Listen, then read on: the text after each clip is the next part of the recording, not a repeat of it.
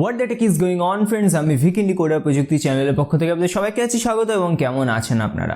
এবং সর্বপ্রথম Realme Narzo 10 এর পেছনে যে বড় লোগোটা দেখে আমার মাথায় একটাই কথা এসেছিল, মানে কি এটা। তো বন্ধুরা, আজকে এই সংক্রান্তে আপনাদের কাছে প্রশ্ন থাকবে যার উত্তর এক্ষুনি কমেন্ট করে জানান। সেটা হচ্ছে, আপনারা কি আপনাদের ফোনে এত বড় ওয়াটারমার্ক বা লোগো নিয়ে কি ঘুরতে স্বচ্ছন্দ বোধ করবেন? এত বড় ওয়াটারমার্ক কি ঠিক? তো কমেন্ট করে জানাবেন। এবং এই ভিডিওতে আমরা Realme Narzo সিরিজ সম্পর্কে কথা বলতে চলেছি, যেটা আজকে ভারতে লঞ্চ হয়ে গেছে। ফোনটা আমার কেমন লাগলো, স্পেক সম্পর্কে কথা বলবো, এর দাম কি, বাংলাদেশের দাম কত হতে পারে, সবকিছু আলোচনা করব।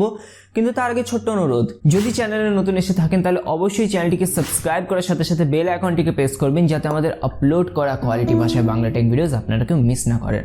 কারণ আপনাদের প্রত্যেকের উপস্থিতি কিন্তু আমাদের চ্যানেলের জন্য অত্যন্ত প্রয়োজনীয়। তো চলুন ভিডিওতে আগে যাওয়া যাক।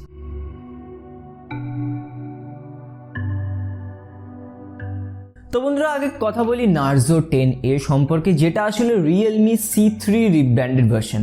এবার এটা নিয়ে আমি আগে কথা বলেছি, আসলে C3 তারা বাইরের দেশে অন্য স্পেক্স নিয়ে লঞ্চ করেছিল আর ভারতে কম স্পেক্স দিয়ে লঞ্চ করেছিল। তো দ্বিচারিতা যাকে বলে সেই জিনিসটা। তো এটা কিছুই না, এটা বেসিক্যালি এটা Realme C3। এখানে এক্সট্রা যেটা রয়েছে সেটা হচ্ছে একটা ফিঙ্গারপ্রিন্ট সেন্সার আর একটা 2 মেগাপিক্সেলের ম্যাক্রো ক্যামেরা, ব্যাস এইটুকুই, আর কিচ্ছু এক্সট্রা নেই। সেই same 5000 mAh battery, micro USB port, কোনো ফাস্ট চার্জিং নেই, মিডিয়াটেকের হিলিও G70 প্রসেসর, 5 মেগাপিক্সেলের সেলফি ক্যামেরা, এবং এই সব কিছু মিলিয়ে এই ফোনটার দাম 1000 টাকা বাড়িয়ে দেওয়া হয়েছে, করে ভারতীয় মুদ্রায় রাখা হয়েছে 8499 টাকা। এবং এখানে যে র্যাম রয়েছে সেটা হচ্ছে 3 GB র্যাম আর স্টোরেজ হচ্ছে 32 GB। তো বন্ধুরা, 8500 টাকায় আজকের দিনে ভারতীয় মুদ্রায় 5 মেগাপিক্সেলের সেলফি ক্যামেরা। এখন আমি জানি মেগাপিক্সেল কাউন্ট ম্যাটার করে না, কিন্তু এগুলো চাইনিজ ব্র্যান্ড, এগুলো অ্যাপেলের ব্র্যান্ড নয়, এটা চাইনিজ ব্র্যান্ড। এবং এই ব্র্যান্ডগুলো নিজেরাই নাম্বারের খেলায় মেতে থাকে। তো যখন নাম্বারের খেলায় মেতে আছে, তাহলে 5-এর বদলে অন্তত 8 মেগাপিক্সেল দাও। এই দামে 5 মেগাপিক্সেল ক্যামেরা, এবং সাথে কি আপনাকে কি এক্সট্রা দেওয়া হলো, একটা 2 মেগাপিক্সেলের ম্যাক্রো এবং একটা ফিঙ্গারপ্রিন্ট সেন্সার। আমার মনে হয় ফোনটার দাম অন্তত 500 টাকা বেশি রাখা হয়েছে। এই ফোনটা আমার মনে হয় বেস ভ্যারিয়েন্ট আরও 500 টাকা কম হওয়া উচিত ছিল। তো তবুও ফোনটার একটা ডিসেন্ট অপশান ঠিক আছে, কিন্তু এর ফোনের যে সবচেয়ে বড় আমি কন বলবো সেটা হচ্ছে ব্র্যান্ডিং। মানে এত বড় লোগো, যেখানে এইটুকু লোগো লাগালে মানুষ আজকাল বিরক্ত হয়ে যায়, সেখানে রিয়েলমি এত বড় লোগো লাগিয়ে দিয়েছে। মানে কি ভেবেছিল আমি জানি না, কিন্তু যাই হোক, ফোনটা একটা ডিসেন্ট অপশান।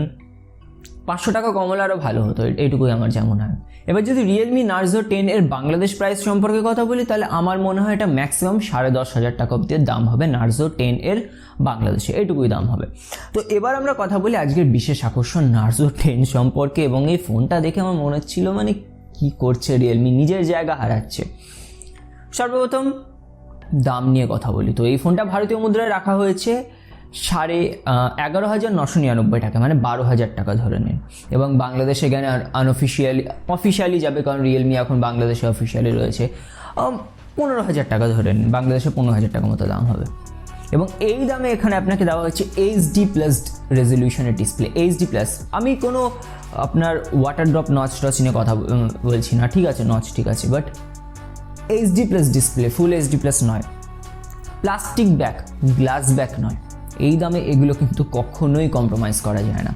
এবার যদি এখানে স্পেক সম্পর্কে কথা বলি, তাহলে আপনাকে দেওয়া হচ্ছে কোয়াড ক্যামেরা সেটআপ। প্রাইমারিটা হচ্ছে 48 মেগাপিক্সেলের স্যামসাংয়ের GM1 সেন্সর, এছাড়া সেই ওয়াইড অ্যাঙ্গেল, ম্যাক্রো এবং পোর্ট্রেট লেন্স। এবং সামনে দেওয়া হচ্ছে 16 মেগাপিক্সেলের সেলফি ক্যামেরা, ঠিক আছে, সেম 5000 mAh ব্যাটারি, 18 ওয়াটের চার্জার হচ্ছে বক্সের ভেতরে দেওয়া হয়েছে, এটি একটি ভালো বিষয়। এবং এই ফোনের যে মেইন বিশেষ আকর্ষণ সেটা হচ্ছে এর প্রসেসর, কারণ এখানে আপনাকে দেওয়া হয়েছে মিডিয়াটেকের হিলিও G80, যেটা একটা বেশ শক্তিশালী প্রসেসর কিন্তু গেমিংয়ের জন্য। ফোনটা বন্ধুরা দেখতে ব্যাক সাইডটা Realme তো বলছে বড় ডিজাইনার দিয়ে করেছে, কিন্তু আমার পার্সোনালি ডিজাইনটা পছন্দ হয়নি। মানে দেখে আমার পেঁয়াজ রসুন এসব মনে হচ্ছে, এবং আমার পার্সোনালি ডিজাইনটা পছন্দ হয়নি। এবার বন্ধুরা চলুন আমরা কথা বলি পারফরমেন্স নিয়ে। মানে কেন এই ফোনটা কেন নেব আমরা? মানে 128 GB ইন্টারনাল স্টোরেজ দিয়ে দিয়েছে বলে? আমার মনে হয় এই ফোনটা যদি তারা 64 GB স্টোরেজের সাথে 11,000 টাকায় লঞ্চ করতো ভারতীয় মুদ্রায়, অনেক বেটার অপশান হতো। যেহেতু রিসেন্টলি GST-BSTর কারণে হচ্ছে আপনার দাম বেড়ে গেছে, তাই এখন এই ফুল HD+টা দেওয়াটা একটু মুশকিল, মানছি, কিন্তু 128 GBটার কোনো প্রয়োজন ছিল না। ডেডিকেটেড SD কার্ড স্লট তো রয়েছে, 64 GB দিয়ে 1000 টাকা কমিয়ে দিত। অ্যাবসলিউটলি নট ওয়ার্থ ইট, মানে কোনোভাবেই আমি ফোনটা রিকমেন্ড করতে পারি না। কারণ এই দামেই আপনারা পেয়ে যাবেন কিন্তু রেডমি নোট 7 প্রো, যার overall performance, build quality, display, camera সব কিছু ভালো, সব কিছু মাচ বেটার রেট থেকে। তো রেডমি নোট 7 প্রো অনেক বেটার অপশন কিন্তু আপনার এই রিয়েলমি নার্জো 10 থেকে। এবং শুধু তাই না, আপনারা যদি ভাবেন যে এর ভেতরে তো কোয়াড ক্যামেরা আছে, রেডমি নোট 7 প্রোতে কোয়াড ক্যামেরা নেই, তাহলে রেডমি নোট 8ই কিনুন, ওটাও যথেষ্ট ভালো ফোন। ওখানেও আপনি ওভারঅল পারফরমেন্স সেম পেয়ে যাবেন এবং ওখানে আপনি ফুল এইচডি প্লাস ডিসপ্লে পাবেন, আপনি ওখানে পেয়ে যাবেন আপনার গ্লাস ব্যাক, বিল্ড কোয়ালিটি সব দিক দিয়ে ভালো। তো নার্জো 10 আমার মনে হচ্ছে একটা মানে খুবই অ্যাভারেজ প্রোডাক্ট। যদি 64 জিবি দিয়ে 1000 টাকা দাম কম হতো তাহলে আমি রেকমেন্ড করতে পারতাম, কিন্তু just for that 128 GB internal storage আমি রেকমেন্ড করতে পারবো না। এবং বন্ধুরা, আগামী দিনে তো রেডমি নোট 8 আসছে, যেখানে আপনারা মিডিয়াটেকের হিলিও G85 প্রসেসর পেয়ে যাবেন, ওখানে আপনি ফুল এইচডি প্লাস ডিসপ্লে পেয়ে যাবেন, গ্লাস ব্যাক পাবেন না ঠিক, কিন্তু ওভারঅল পারফরমেন্স ওরও কিন্তু দারুণ হতে চলেছে। নতুন প্রসেসর পাচ্ছেন এবং ওর দাম ম্যাক্সিমাম ভারতীয় মুদ্রা 11,000 টাকা হবে, আপনারা দেখে নেবেন। তো বন্ধুরা, এই ছিল আমার মতামত।